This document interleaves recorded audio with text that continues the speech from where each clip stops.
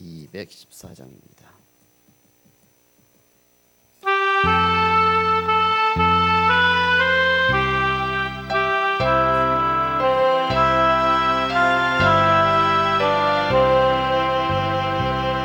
나 주의 도움 받고자 주 예수님께 빕니다. 그 구원 허락하시사 날마다 주소서. 내 모습 이대로 주 받아주소서.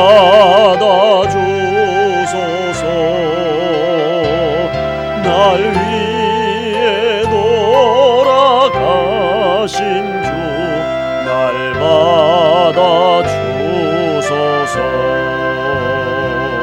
큰 죄에 빠져 영죽을 날 위해 비 흘렸으니 주 형상대로 빚으사 날 받아주소서. 아멘. 내 모습 이대로 주 받아주소서. 날 위해 돌아가신 주 날 받아주소서. 내 힘과 결심 약하여 늘 깨어지기 쉬우니 주 이름으로 구원해 날 받아주소서. 내 모습 이대로 주 받아주소서.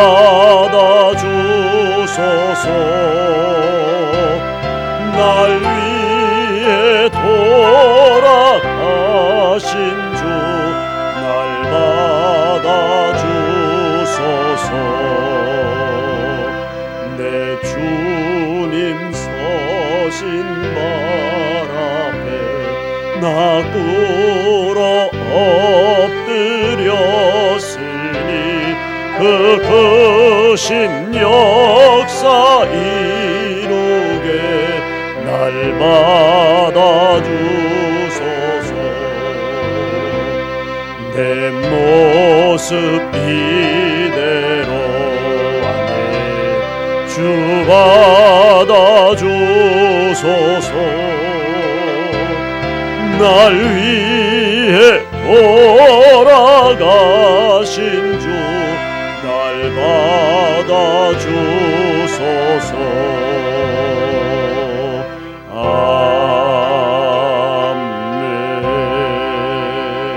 아멘. 성경 말씀은 마가복음 14장 61절에서 62절입니다. 우리 한 목소리로 같이 읽으시겠습니다. 침묵하고 아무 대답도 아니하시거늘 대제사장이 다시 물어 이르되 내가 찬송받을 이의 아들 그리스도냐? 예수께서 이르시되 내가 그니라. 인자가 권능자의 우편에 앉은 것과 하늘 구름을 타고 오는 것을 너희가 보리라 하시니. 아멘. 내가 그니라 라는 제목으로 함께 은혜를 나누겠습니다. 잘 아시는 것처럼 아담 하와의 범죄로 인해서 모든 인간은 누구나 다 원죄를 가지고 태어납니다. 그래서 로마서 5장 12절 말씀은 우리 한번 같이 보시겠습니다. 그러므로 한 사람으로 말미암아 죄가 세상에 들어오고 죄로 말미암아 사망이 들어왔나니 이와 같이 모든 사람이 죄를 지었으므로 사망이 모든 사람에게 이르렀느니라. 아멘. 여기서 한 사람은 아담 하와를 말하는 거죠.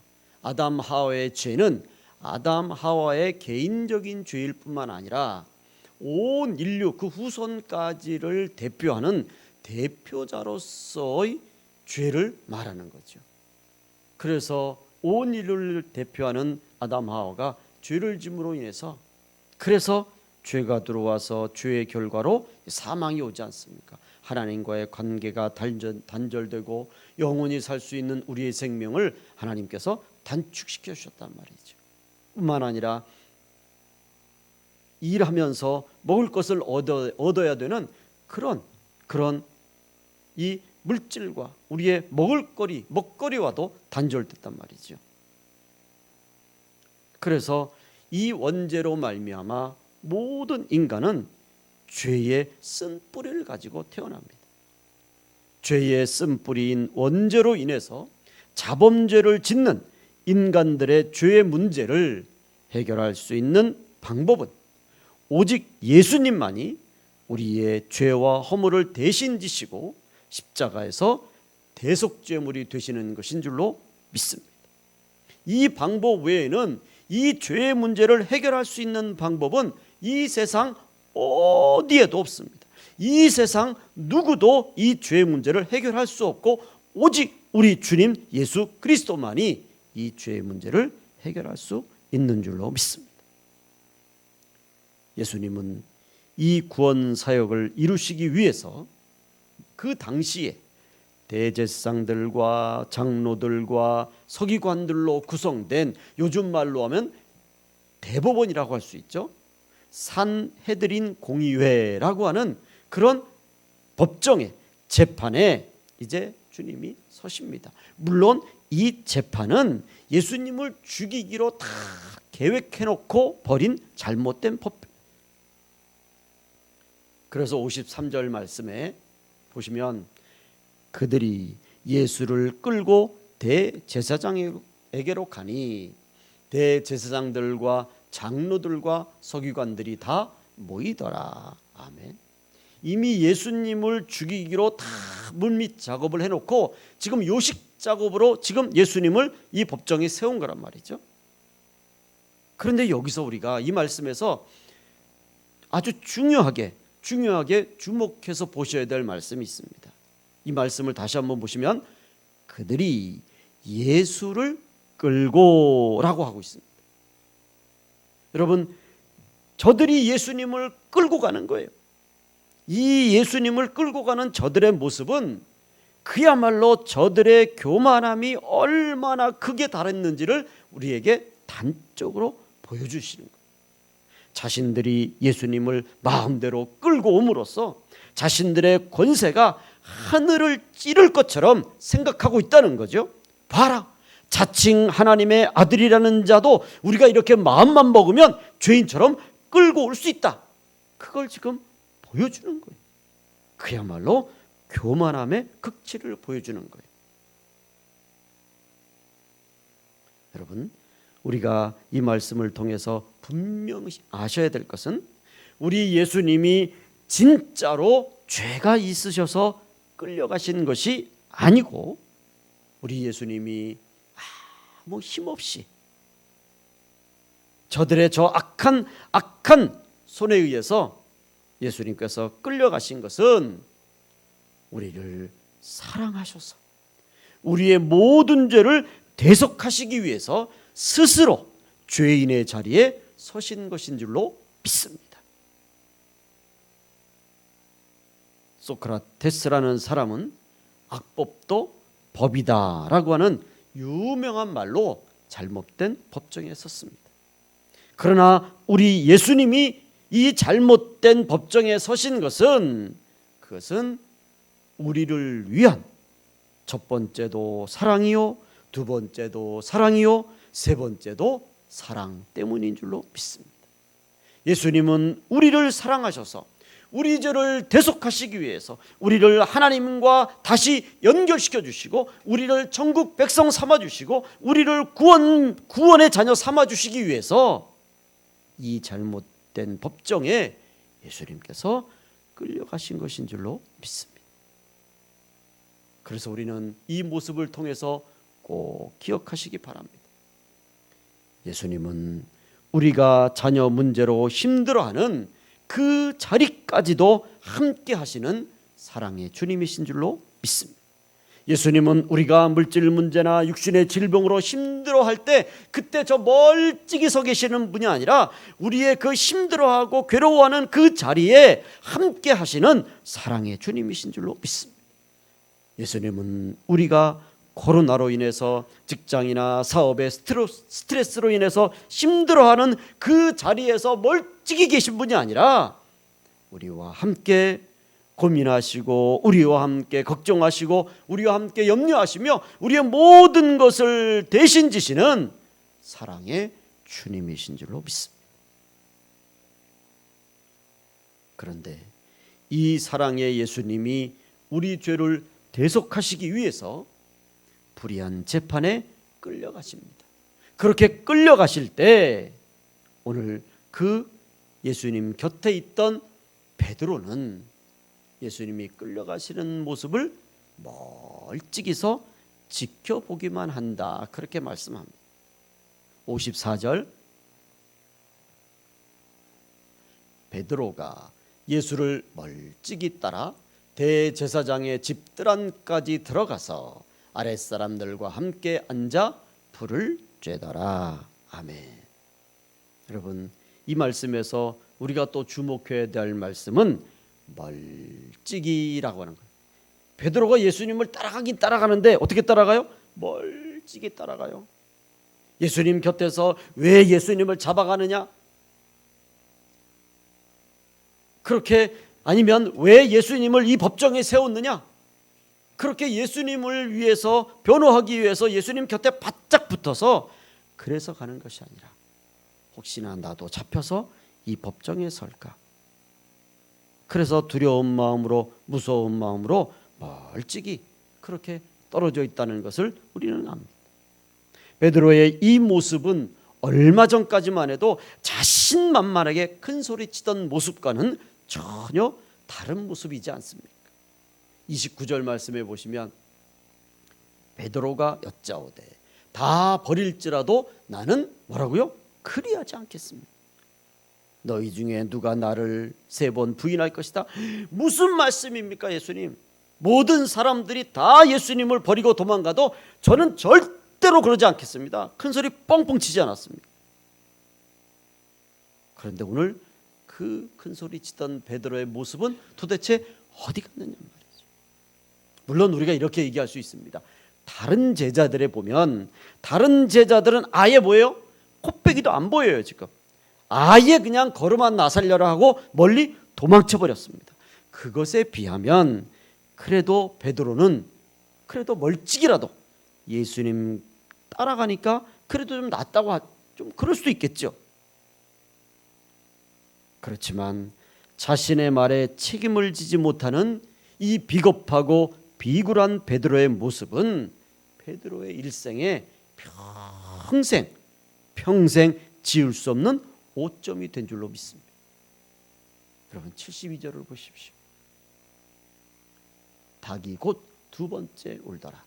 이에 베드로가 예수께서 자기에게 하신 말씀 곧 닭이 2번 울기 전에 내가 3번 나를 부인하리라 하심이 기억되어 그 일을 생각하고 울었더라.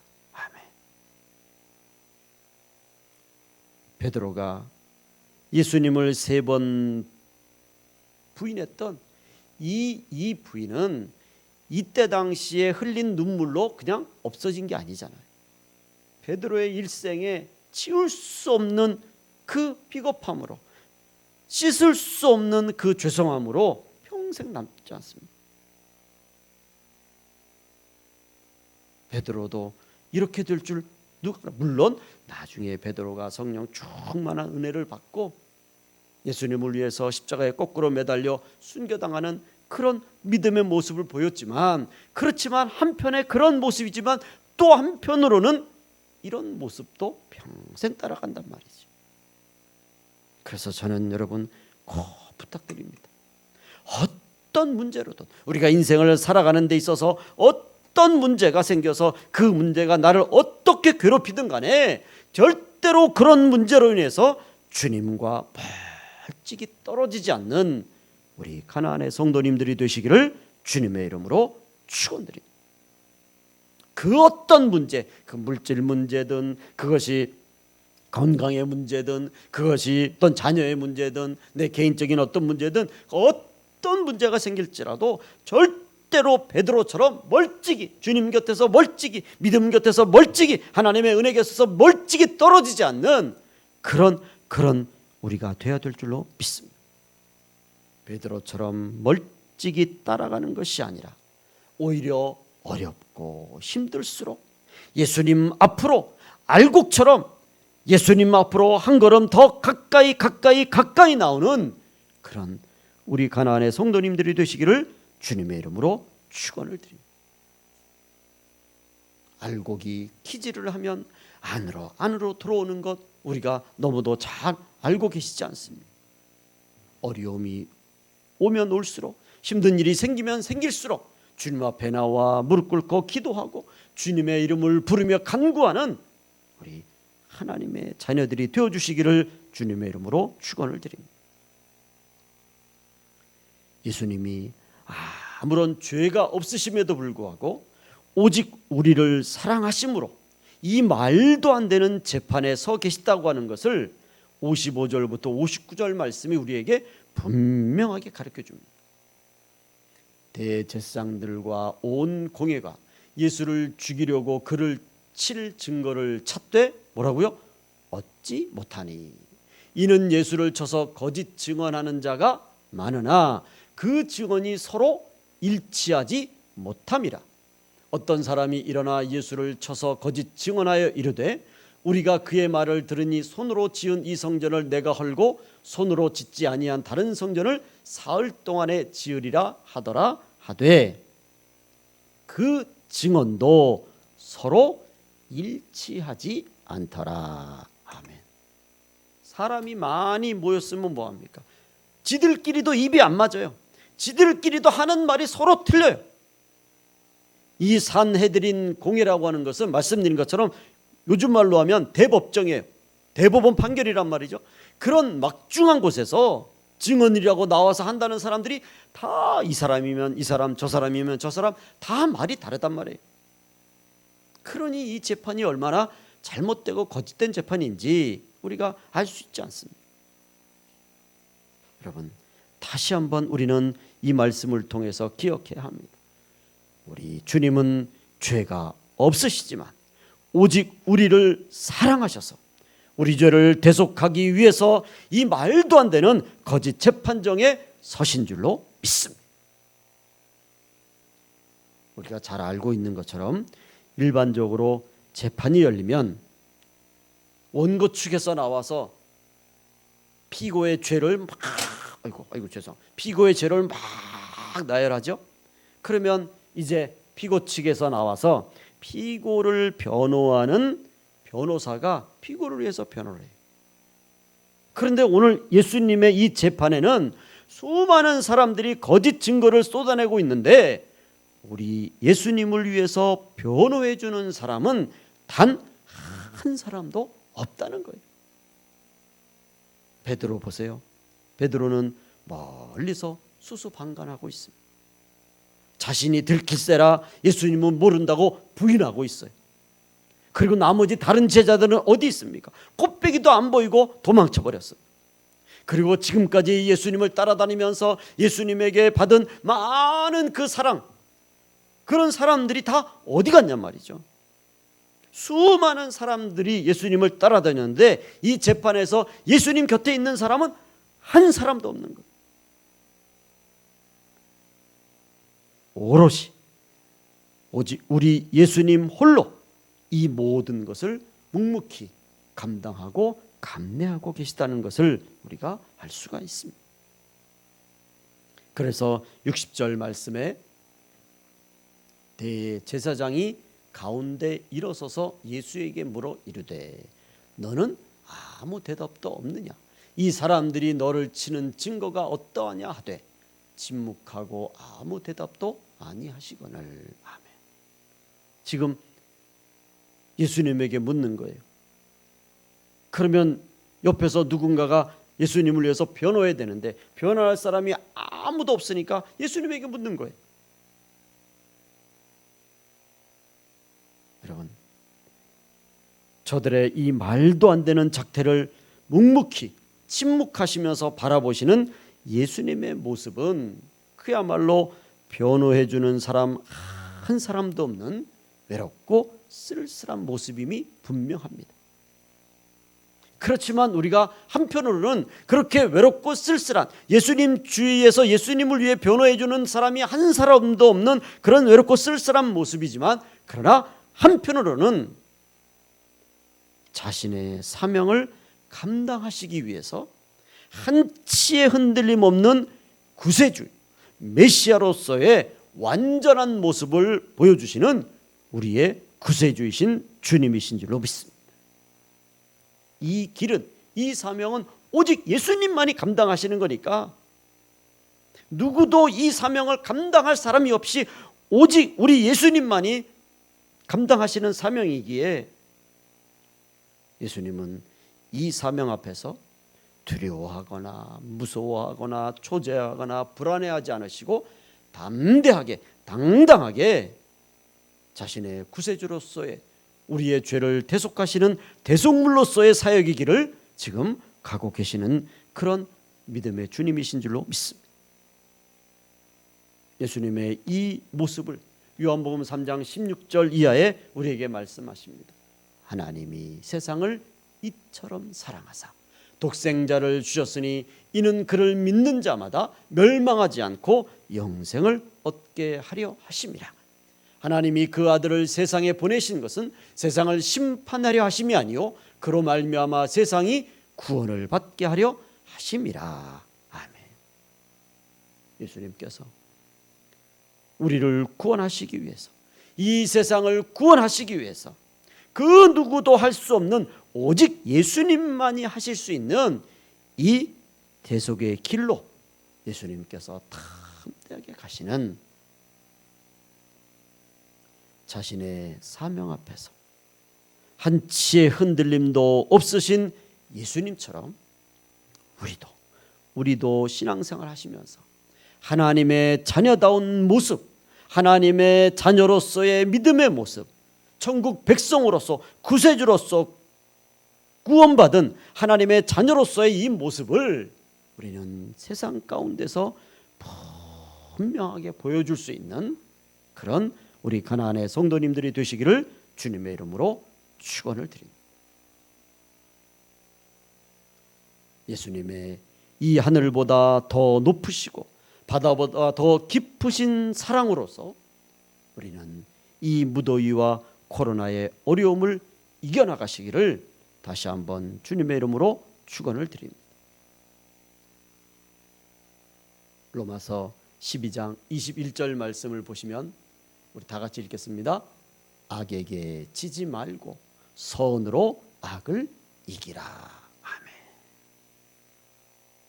수많은 거짓 재판 앞에서 당당하게 계신 주님의 이 모습이야말로 우리를 사랑하셔서 그 선하심으로 악을 이기시는 그런 주님의 모습을 우리에게 보여주시는 줄로 믿습니다.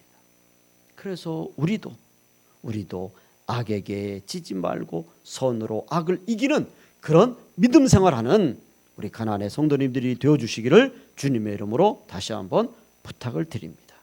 아멘. 오늘 말씀 가운데에 이제 61절 62절 말씀을 보시면 특이한 말씀이 나와요. 침묵하고 아무 대답도 아니하시거늘 대제사장이 다시 물어 이르되 내가 찬송받을 이의 아들이냐, 아들 그리스도냐? 예수께서 이르시되 내가 그니라. 인자가 권능자의 우편에 앉은 것과 하늘 구름을 타고 오는 것을 너희가 보리라 하시니. 아멘. 보세요. 지금까지 예수님은 침묵하셨어요.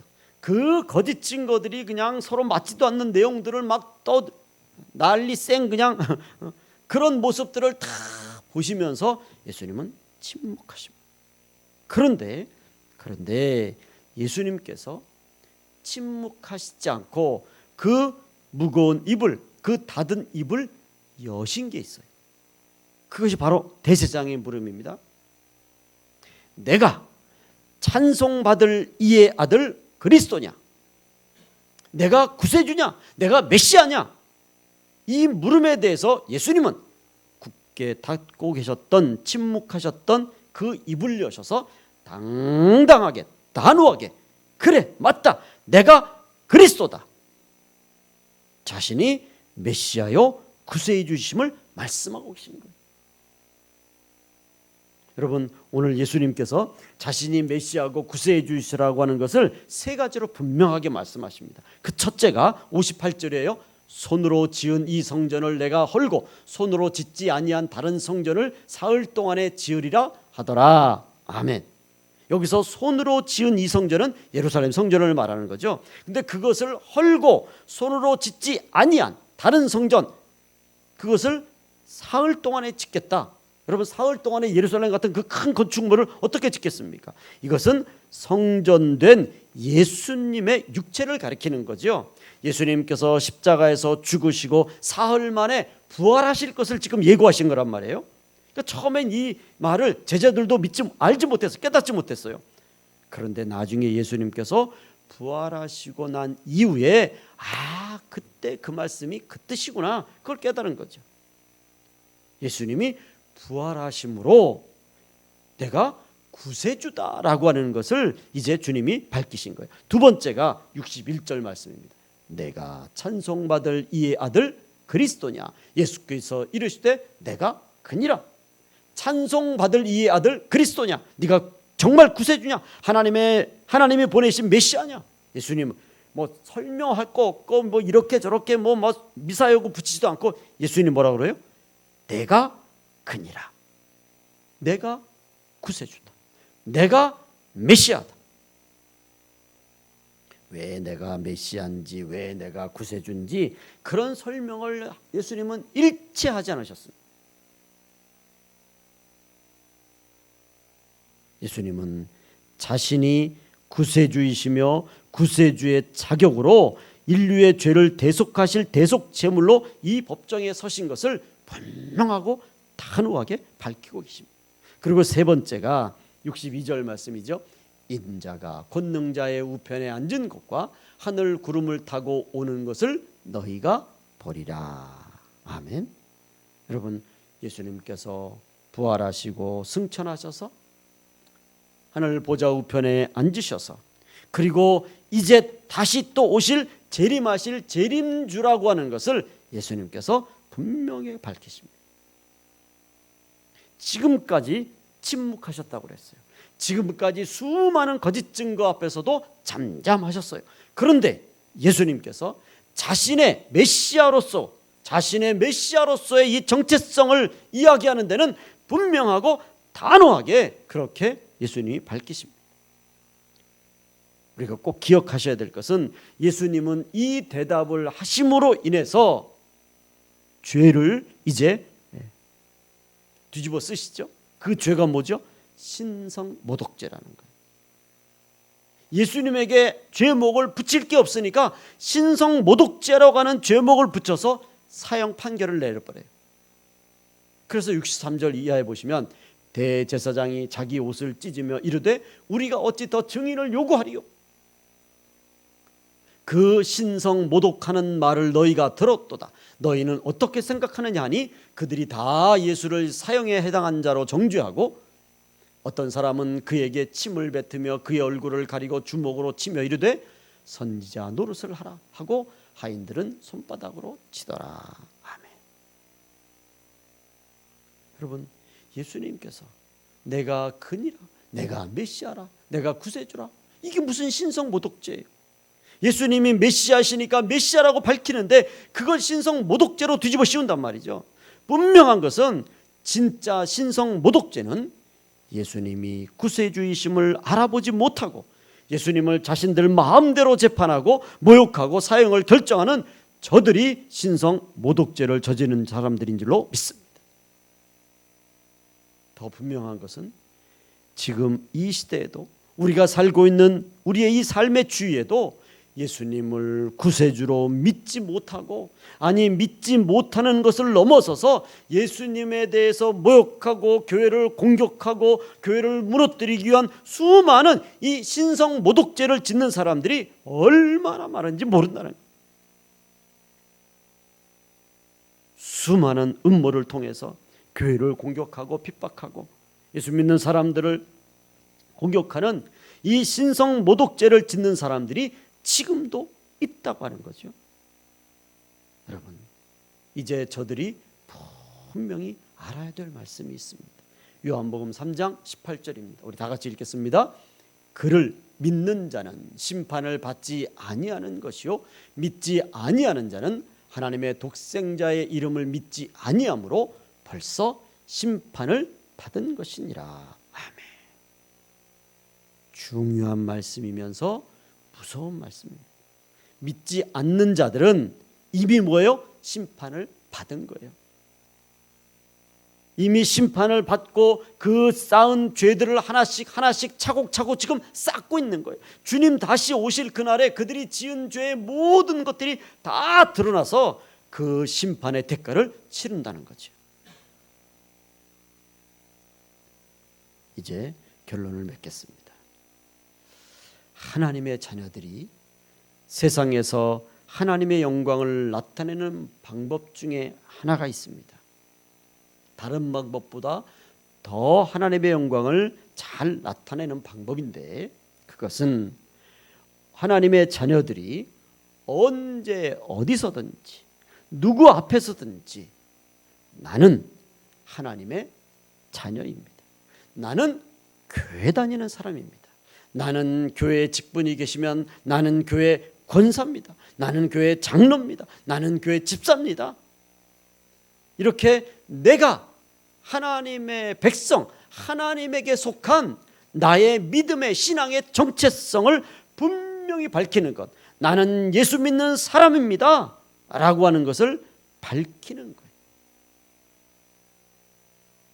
여러분, 말씀드린 것처럼 예수님이 다른 모든 것에는 침묵하셨지만 하나님의 아들이시고 구세주이신 자신의 이 신성에 대한 정체성을 묻는 질문에는 분명하고 단호하게 뭐라고 대답하시죠? 내가 그니라, 내가 구세주니라, 내가 메시아니라. 예수님께서 이렇게 말씀하신 것처럼 언제 어디서든지 누구 앞에서든지 나는 하나님의 자녀라고 당당하게 외치시는 우리 가나안의 성도님들의 이름으로 축원을 드립니다. 물론 교회 다니고 예수 믿는 사람이라는 것이 알려지면 여러 가지로 솔직히 우리가 사는데 불편함이 있습니다. 특별히 직장 생활을 하시고 또 사회생활을 하시는데 또 대인관계 속에서 이 예수 믿는 나는 하나님의 자녀요 직분자요 사명자라고 하는 것을 밝히는 것, 그것으로 인해서 여러 가지 솔직히 불편한 점이 있지 않습니까?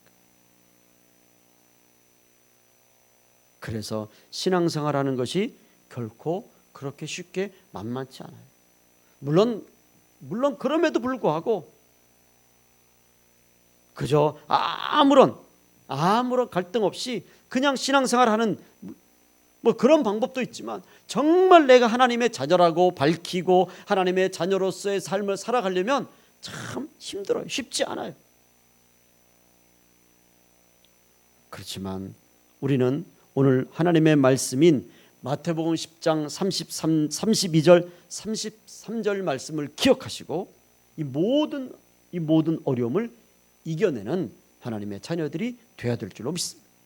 우리 마태복음 10장 32절 다 같이, 누구든지 사람 앞에서 나를 시인하면 나도 하늘에 계신 내 아버지 앞에서 그를 시인할 것이요, 누구든지 사람 앞에서 나를 부인하면 나도 하늘에 계신 내 아버지 앞에서 그를 부인하리라. 아멘. 우리 예수님은 사람들 앞에서 자신이 메시아라고 하는 것을, 구세주라고 하는 것을 당당하게 인정하셨습니다. 아니, 인정한 것이 아니라 밝히셨습니다. 그것 때문에 신성 모독죄라고 하는 죄명으로 사형에 처해지시고 십자가에 죽음을 당하십니다.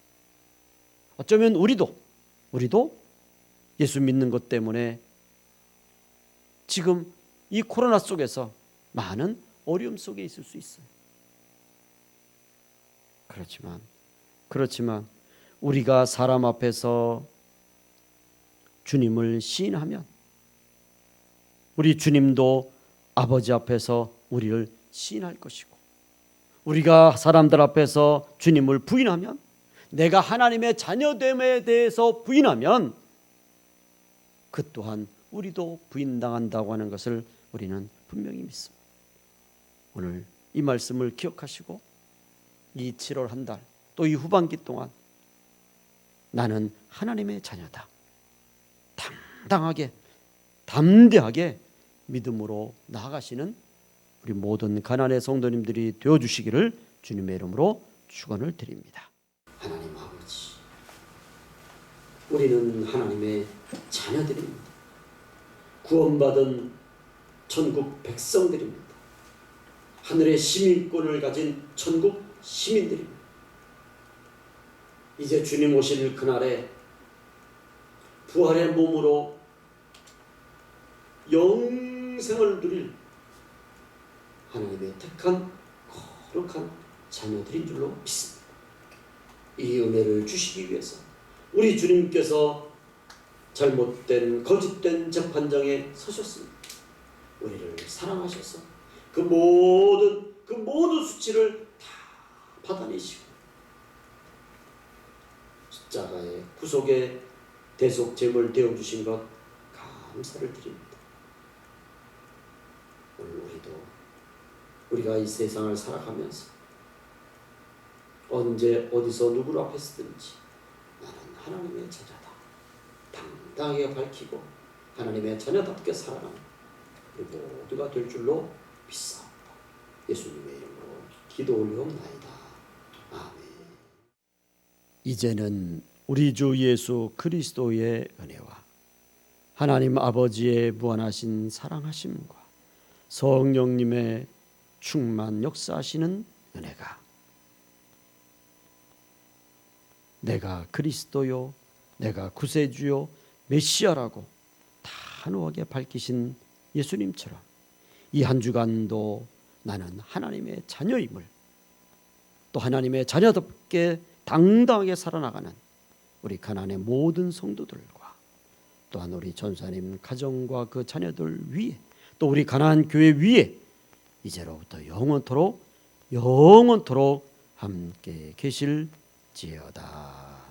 아멘.